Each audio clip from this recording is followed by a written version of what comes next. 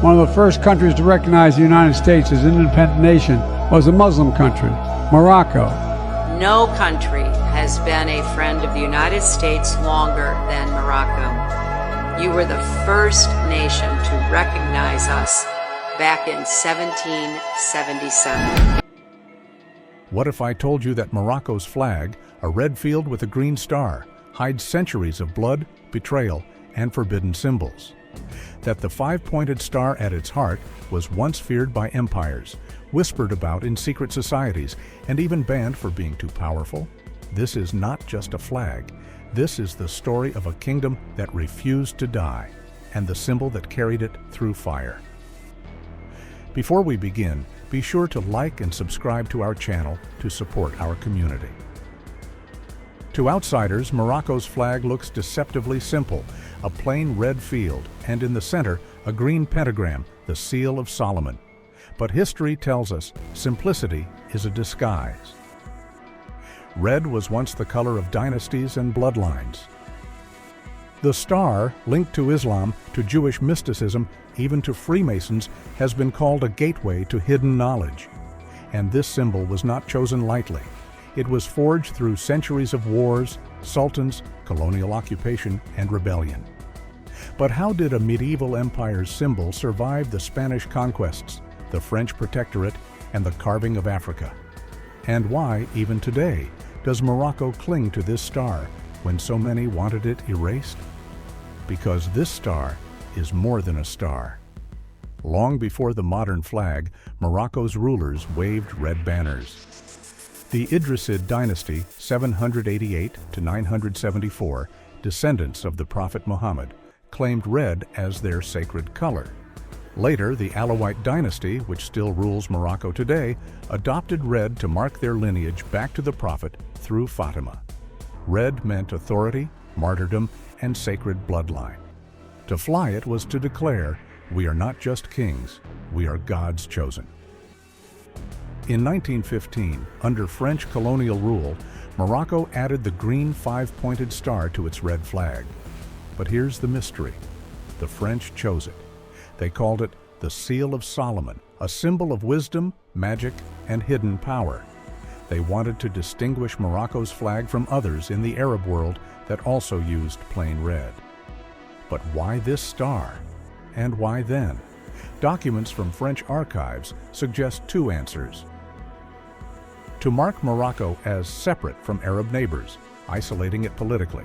To link Morocco's destiny to an ancient mystical seal, one feared across empires. The five-pointed star had appeared before in Jewish Kabbalah, in Islamic mysticism, even in European occultism. Some believed it represented the five pillars of Islam. Others claimed it was a protective charm against demons. And yet, its placement on Morocco's red flag transformed it into something else, a symbol of identity in chains. When France and Spain carved up Morocco, 1912 to 1956, the red flag with the green star became a colonial tool. For the French, it was a stamp of control. This is our protectorate. For Moroccans, it became the symbol of resistance.